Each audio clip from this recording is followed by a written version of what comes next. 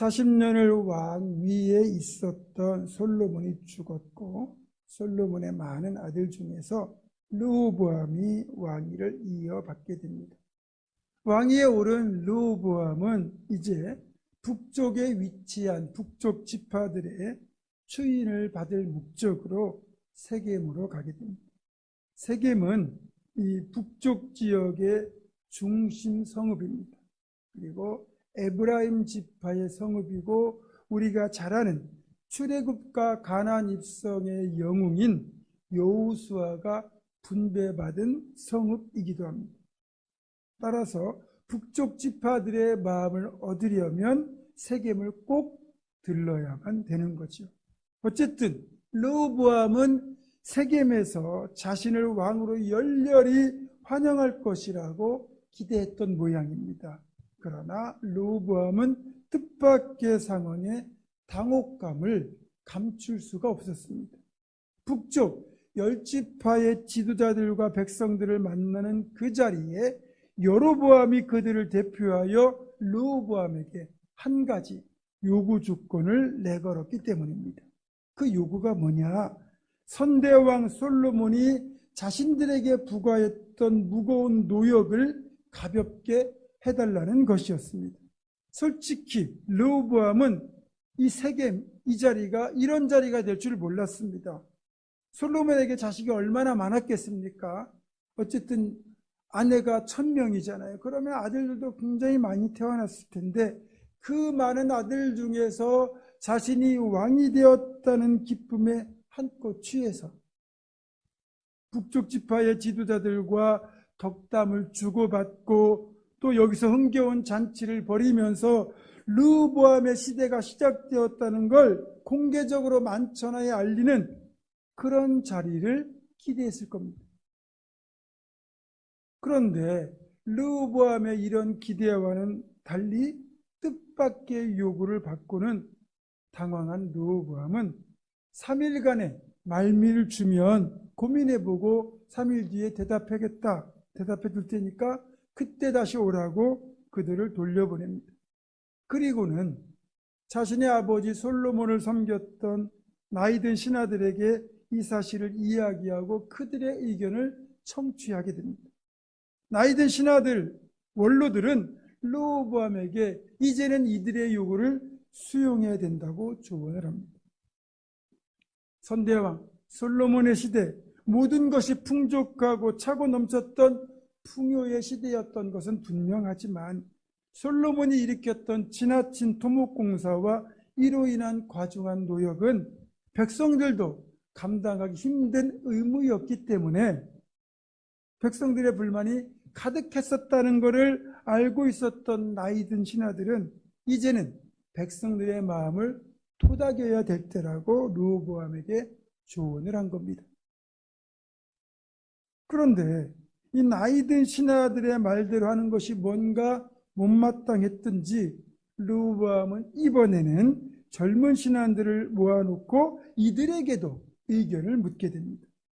이들은 르호보암과 함께 자라난 귀족 자제들이 대부분이었고 따라서 르호보암과 가까운 사이라고 본다면 르호보암이 지금 어떤 생각을 하고 있는지를 잘 아는 사람들이라는 거죠. 열왕기상 14장 21절을 보면 르호보암이 왕이 될 때의 나이가 41세라고 되어 있습니다. 젊은 신하들이 르호보암과 비슷한 또래라고 본다면 이들은 대부분 40세 전후의 젊은이들일 겁니다. 나름 혈기와 의욕이 왕성한 나이인데다가 르호보암이 왕이 되면서 이제 르호보암과 친분이 있고 또래인 자신들의 시대가 열렸다고 여기는 사람들이에요. 그러다 보니 상황에 대한 인식 자체가 적지 않은 문제가 있고요. 그리고 이들은 혈기가 넘치는 탓에 자신들의 이 판단이 얼마나 위험한지를 모르고 르호보암에게 이렇게 의견을 제시합니다. 왕이시여, 이제 막 왕위에 올랐는데 초반에는 기선제압이 중요합니다. 처음부터 밀리면 국정장악에 실패합니다. 그러니까 더 강하게 나가셔야 됩니다.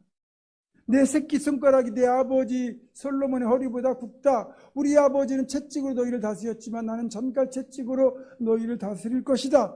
그러니까 쓸데없는 소리 말고 시키는 대로 해라. 이렇게 강하게 말씀하셔야 됩니다. 안타깝게도 르호보암은 원로들의 충고를 버리고 젊은 신하들의 의견을 택했고 3일 뒤에 나온 북쪽 지파 사람들에게 똑같이 대답을 하죠.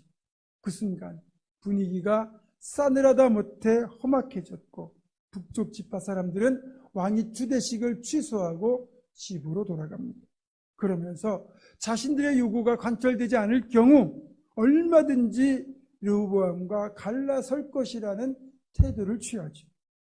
이 모습을 못마땅하게 여긴 르호보암은 토목공사를 감독했던 총감독 아도니람을 이들에게 보내어 이들을 설득하려고 했지만 이미 마음이 떠난 북쪽 지파 사람들은 아도니람을 돌로 쳐 죽입니다. 그리고 금세라도 폭동이 일어날 기세였어요. 결국 예상치 못한 차갑고 험한 반응에 르호보암은 급히 그 자리를 떠나 도망치듯 예루살렘으로 돌아갑니다. 결국 이날 이후에 에브라임 지파를 중심으로 북쪽에 위치했던 10개 지파가 르호보암을 버리고 여로보암을 왕으로 추대하여 북왕국 이스라엘을 세우게 됩니다. 남쪽에서는 유다 지파와 베냐민 지파 두 지파가 르호보암을 왕으로 하여 남왕국 유다를 세우고 그리고 북쪽에는 여로보암을 왕으로 세운 10지파가 있는 북왕국 이스라엘이 이제 생겨난 거죠. 그래서 이제부터 여러분들은 사울, 다윗, 솔로몬 이렇게 3명의 왕이 이어서 다스리던 통일 왕국이었던 이스라엘과 르호보암 시대에 분열된 북왕국 이스라엘을 구별하셔야 됩니다. 앞에 북왕국이라는 말이 붙으면 이스라엘은 통일왕국 시대의 이스라엘이 아니라 분열왕국 시대의 이스라엘이라는 것, 또 이제 다윗왕가의 정통성을 이어가는 나라는 남왕국 유다라고 불린다는 사실을 여러분이 늘 염두에 두셔야 됩니다. 그래서 유다왕국 그러면 분열시대의 남왕국을 말하는 거고 그리고 북왕국 그러면 분열시대의 이스라엘을 말하는 겁니다. 이렇게 야곱의 12아들 그들의 자손 12지파로 이루어진 통일왕국이 분열되게 된 데는 르호보암이 백성들의 요구를 거절했기 때문인데 한번 보세요. 노역을 가볍게 해달라는 백성들의 요구 앞에서 르호보암은 원로들의 충고가 아닌 젊은 신하들의 의견을 따랐고 이것 때문에 이 사달이 난 거잖아요. 물론 본문의 분위기를 볼 때 원로들의 말에 귀를 기울였다면 이런 일은 일어나지 않았을 것처럼 느껴지는데 여러분 여기에서 르호보암이 원로들의 의견을 들었는지 젊은 신하들의 의견을 따랐는지는 그렇게 중요하지 않습니다. 원로들의 의견, 젊은 신하들의 의견 중에서 그 중에서 옳고 지혜로운 말을 들으면 되는 것인데 르호보암에게는 안타깝게도 이걸 분별할 능력이 없었다는 것이 문제라는 겁니다. 분별력이 없으면 진짜 문제거든요. 그런데 더 큰 문제가 있습니다. 정작 여기에서 하나님의 뜻을 묻는 과정이 전혀 없었다는 거예요. 분별력이 있다면 원로들의 의견을 수용하는 것이 맞는 것이 분명하죠. 하지만 이보다 더 중요한 것, 즉 하나님의 뜻이 어디에 있는지를 전혀 고민하지 않고 있었다는 거예요. 중요한 결정일수록 더욱 진지하게 고민하고 분별하고 그리고 깊이 기도하고 하나님이 주시는 마음을 따라 결정해야 되는데 고민도 없이 결정하는 것, 기도하지 않고 행동하는 것이 얼마나 경솔하고 위험한 것인지를 르호보암은 잘 보여주고 있습니다.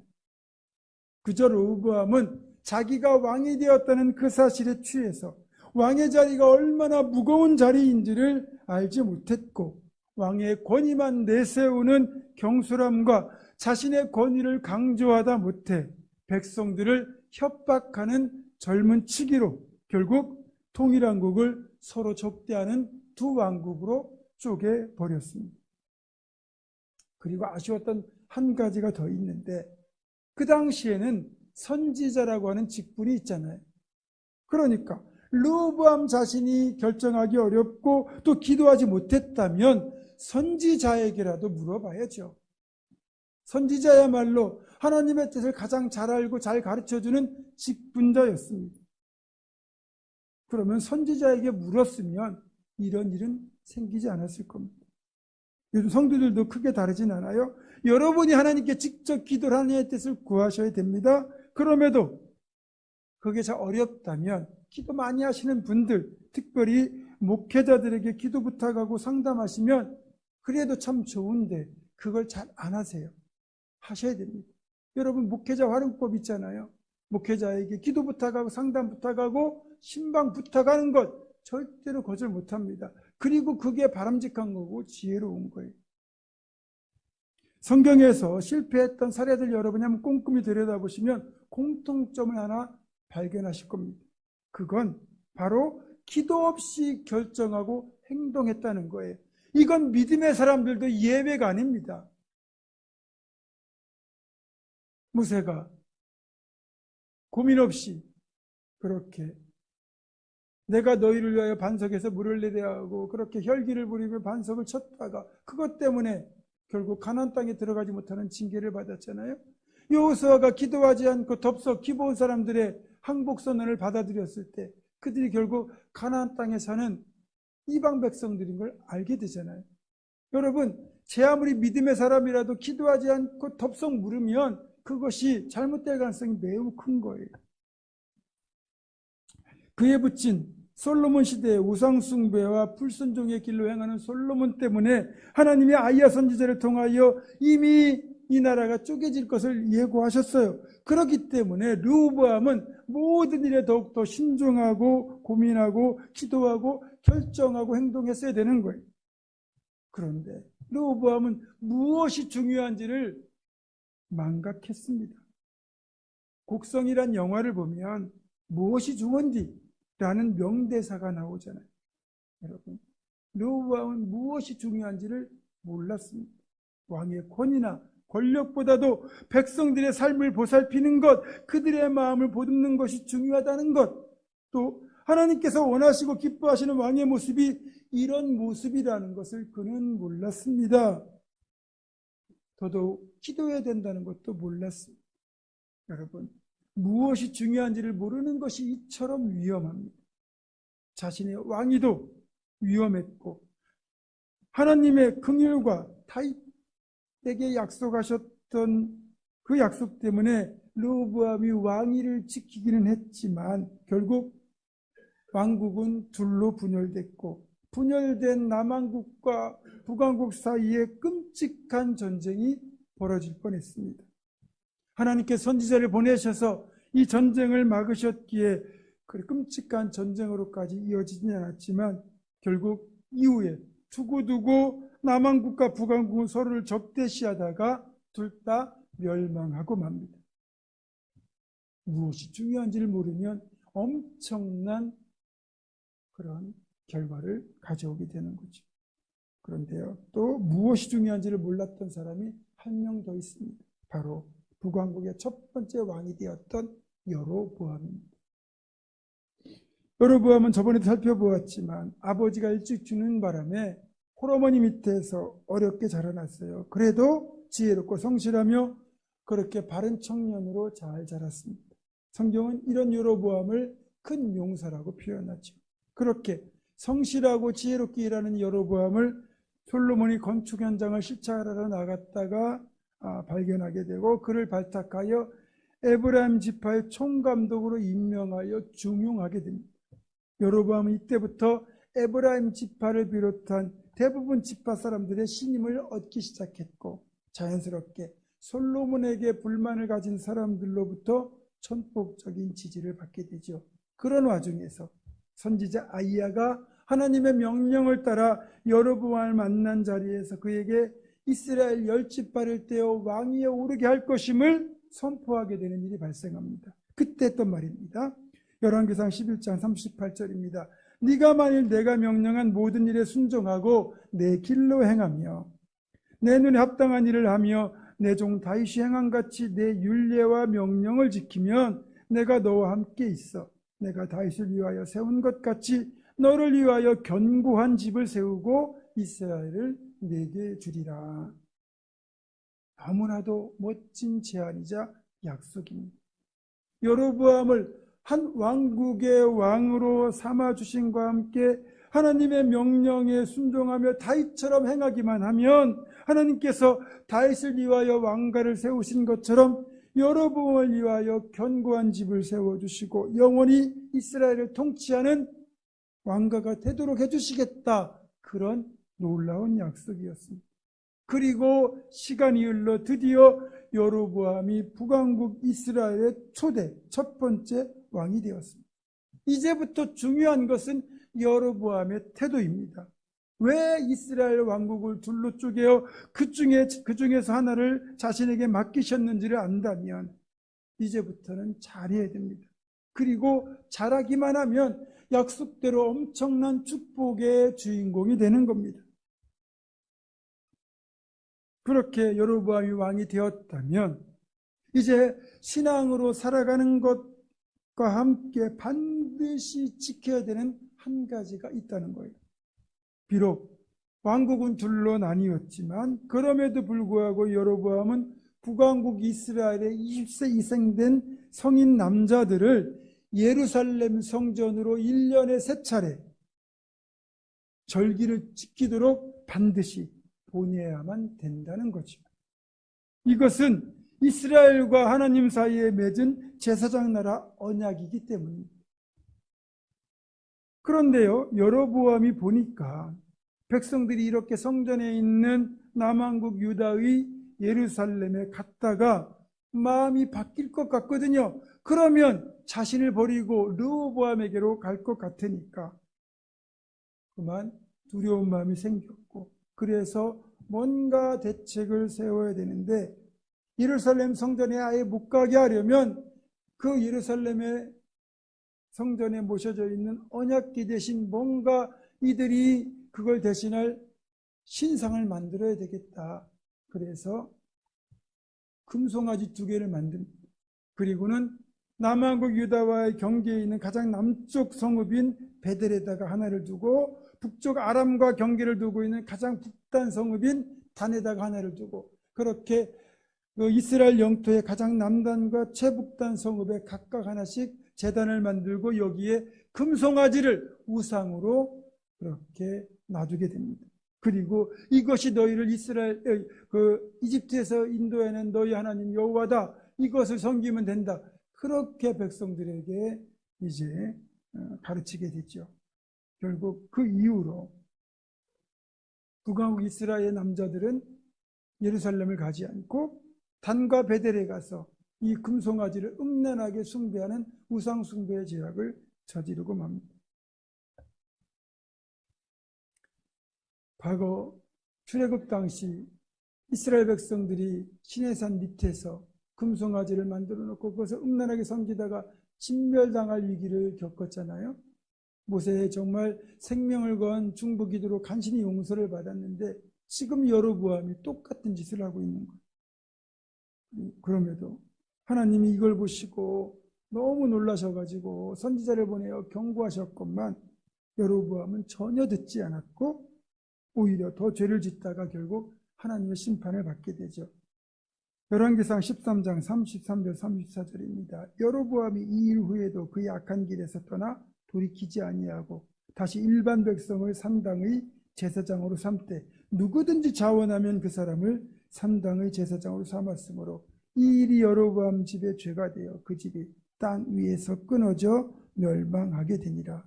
이 말씀대로 여로보암의 가문은 잠시 영화를 누리는 듯 했지만 여로보암의 아들 나답이 왕위에 오른 지 2년 만에 반란이 일어나서 그렇게 여로보암 집안 전체가 멸문지화를 당하는 심판을 받고 맙니다. 아버지가 일찍 돌아가시는 바람에 기울었던 집안을 일으키고 위대한 신앙인들의 족보에 이름을 내고 하나님 마음에 합한 또 하나의 사람으로 기억될 수 있었던 그 엄청난 축복의 기회를 여로보암은 왕권이라는 탐욕에 눈이 멀어 어리석게 날려버리고 말았던 겁니다. 그 탐욕에 눈이 멀어 복을 복으로 만들지 못하고 복을 화로 바꾼 어리석은 인생, 무엇이 중요한지를 몰랐던 여로보암의 말로가 이렇듯 비참했습니다. 그리고요, 이렇게 여로보암의 가문이 멸문지하를 당하는 심판을 받은 것보다 더 가혹한 저주가 여로보암에게 임했습니다. 쉽게 말해서 여로보암은 구약의 빌라도가 되었다는 겁니다. 이게 무슨 말인가 하면 오늘도 우리가 주일 예배를 드릴 때 사도신경을 고백하면서 본디오 빌라도에게 고난을 받으시고 이렇게 하잖아요. 여러분, 그런 얘기가 있어요. 빌라도는요, 지옥에서 본디오 빌라도에게 고난을 받으시고라는 이 신앙 고백이 될 때마다 나는 어쩔 수 없었다라고 그렇게 소리를 친다고 하지요. 그런데요, 분명히 빌라도는 진리가 무엇인지 알았어요. 그리고 예수님이 죄가 없으신 것도 알았어요.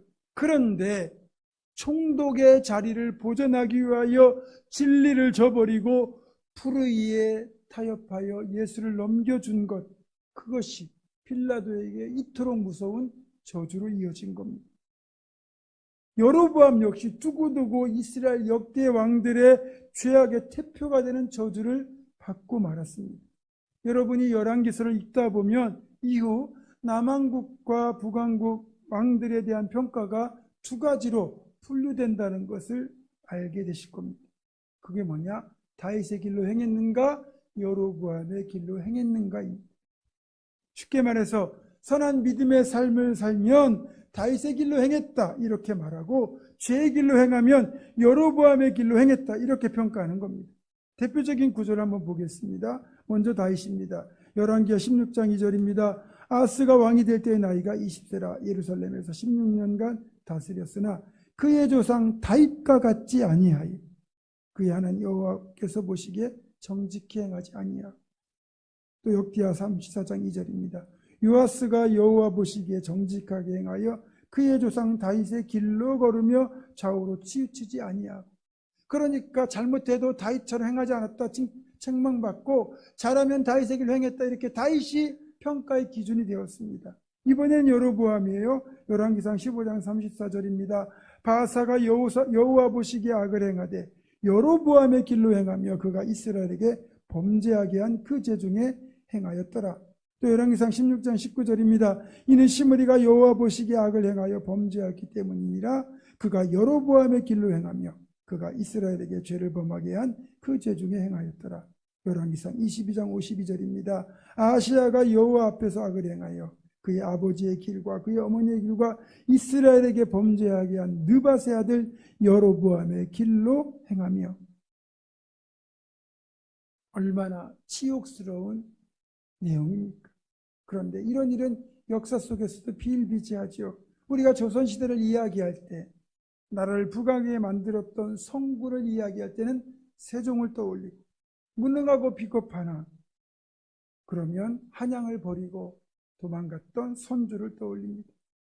독립운동하면 안중근 의사를 떠올리고, 매국노하면 이완용을 떠올립니다.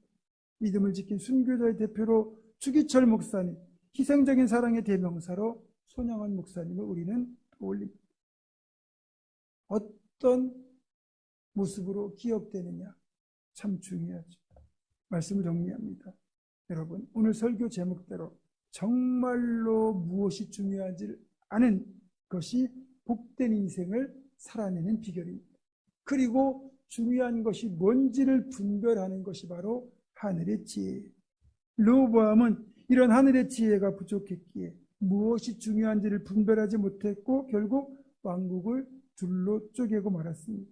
마찬가지로 여로보암 역시 자수성가한 인물로서 다윗과 같은 왕가를 이룰 특별한 기회, 아무나 얻을 수 없는 기가 막힌 복의 기회를 얻었지만 정작 세상 권력에 눈이 멀어 이 기회를 헛되이 날렸을 뿐만 아니라 두고두고 잘못된 길을 걸어간 어리석은 자의 대명사가 되고 말았습니다. 한마디로 여로보암도 탐욕에 눈이 멀어 뭐가 중요한지를 분별하지 못했기 때문에 이런 저주를 받은 것입니다. 여러분, 우리가 다윗과 같은 아름다운 이름을 얻고 후대가 따라갈 길을 만들 것인지, 아니면 여로보암처럼 저주의 이름, 가서는 안 될 길을 만들 것인지는 정말 중요한 것이 무엇인지를 분별하고 정말 중요한 것을 위해 모든 것을 쏟아 부을 때만 가능합니다. 하늘의 지혜를 구하시고 깊은 기도와 상담을 통하여 하나님의 뜻을 분별하고, 그래서 오직 복된 길로만 행하는 우리 모두가 될 수 있기를 주님의 이름으로 축원합니다. 기도하겠습니다. 지혜의 근본이신 하나님, 우리에게 하늘의 지혜를 후히 주셔서 무엇이 중요한지를 분별하고 중요한 것을 위해 내 삶을 헌신하여 다윗처럼 아름다운 이름 본받고 걸어가야 될 길을 만드는 복된 인생이 되게 하여 주시옵소서. 구주 예수 그리스도의 이름으로 기도드립니다. 아멘.